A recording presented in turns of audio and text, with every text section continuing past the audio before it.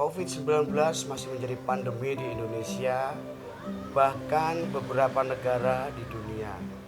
Sampai hari ini, kasus COVID-19 ini angkanya terus bertambah di Indonesia. Untuk daerah Tangerang, Banten dan sekitarnya, ini banyak rumah sakit yang overload karena melayani pasien COVID-19. Begitupun dengan rumah karantina di Hotel Yasmin, ini juga penuh karena saking banyaknya masyarakat yang terpapar virus COVID-19 atau virus COVID-19. Namun, di tengah tingginya angka kasus COVID-19 ini, masih ada saja orang yang tidak percaya bahwa virus COVID-19 ini ada. Hal ini muncul dari salah seorang dokter dalam sebuah acara talkshow yang menyatakan bahwa COVID-19 itu tidak ada dan dia tidak percaya jika virus COVID-19 ini ada, yaitu Dr. Louis Aubin. Saya tidak tahu kenapa seorang dokter bisa mengatakan hal itu, sedangkan dunia internasional itu sudah menyatakan bahwa virus COVID-19 ini ada. Kita bisa melihat dari lingkungan di sekitar kita saja. Saya akan mencontohkan di wilayah Kabupaten Tangerang di sekitar saya. Sampai hari ini berita tentang orang sakit bahkan kematian itu begitu dekat. Hampir setiap jam kita mendengar tentang orang sakit yang kondisinya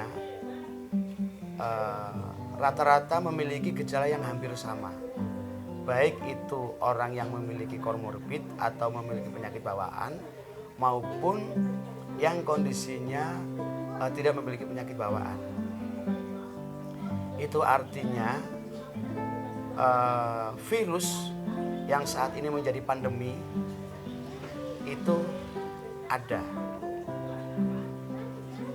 Sekarang kalau kita melihat ke belakang sebelum pandemi ini terjadi atau sebelum pemerintah menyatakan pandemi COVID-19, berita tentang kematian hal yang biasa. Kita sebagai manusia beragama yakin bahwa kita datang dari Tuhan dan akan kembali ke Tuhan. Datang dari Allah dan akan kembali ke Allah. Namun kematian yang terjadi pada akhir-akhir ini menurut saya sesuatu yang tidak biasa. Banyak orang tiba-tiba sakit dan tiba-tiba meninggal dunia. Saya mencontohkan, ketika saya menjalani isolasi mandiri, ketika saya dinyatakan positif COVID-19 beberapa waktu lalu, dalam beberapa hari berita kematian sangat dekat. Pertama, seorang tetangga yang sangat baik, akrab dengan saya, waktu itu kondisinya sakit sesak napas. Menurut keluarga, beliau punya riwayat penyakit paru-paru dan pada saat itu sedang kambuh. Seharian warga ikut membantu mencarikan rumah sakit, tetapi sampai malam hari tidak satupun rumah sakit yang bisa menampung beliau karena hampir setiap rumah sakit ini overload, sudah penuh. Ruang IGD pun sudah penuh, sehingga sebisa mungkin untuk bertahan mencari oksigen. Pada waktu itu sempat mendapatkan oksigen di salah satu rumah sakit, tetapi itu pun tidak bisa bertahan lama karena memang pada saat itu banyak rumah sakit kehabisan oksigen. Dari situlah keluarga bersama warga terus berjuang, berusaha bagaimana bisa mendapatkan rumah sakit dan bisa mendapatkan oksigen untuk membantu pernapasan karena waktu itu kondisinya sesak napas. Namun pada malam hari selepas Isya, beliau sudah tidak kuat dan dinyatakan meninggal dunia. Itu yang pertama.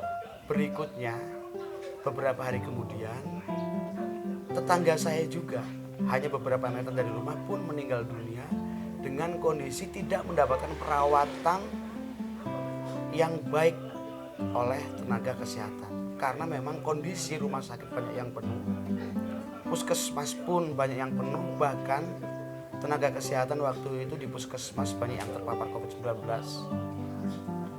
sehingga tidak bisa memberikan pelayanan kesehatan secara maksimal. Hanya dirawat di rumah beberapa hari pun ajal menjemput.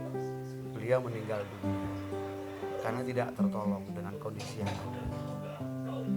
Berita yang beredar dari puskesmas maupun dari media massa itu memang benar-benar nyata bahwa banyak rumah sakit penuh ini karena banyaknya pasien yang terpapar COVID-19.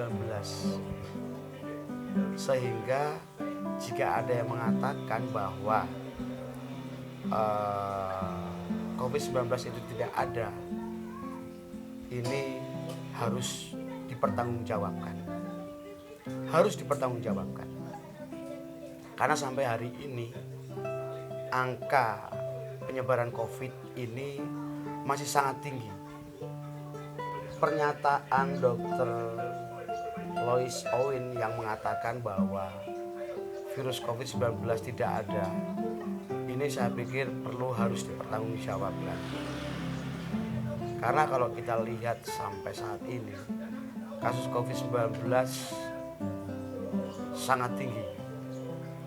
Kita bisa melihat hampir setiap warga atau masyarakat yang terpapar virus COVID-19 ini rata-rata hampir memiliki gejala yang sama, baik itu yang komorbid maupun yang tidak memiliki penyakit bawaan.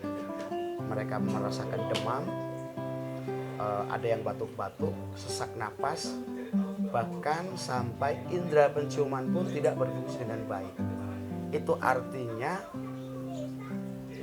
yang terjadi adalah dari gelombang, apakah atau virus, apakah itu bakteri, tapi itu saya yakin dari sumber yang sama.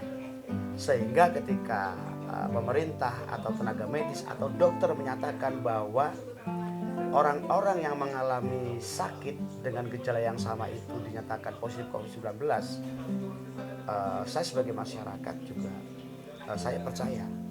Karena saya sendiri menjadi salah satu orang yang pernah divonis terpapar COVID-19 dan merasakan gejala yang sama.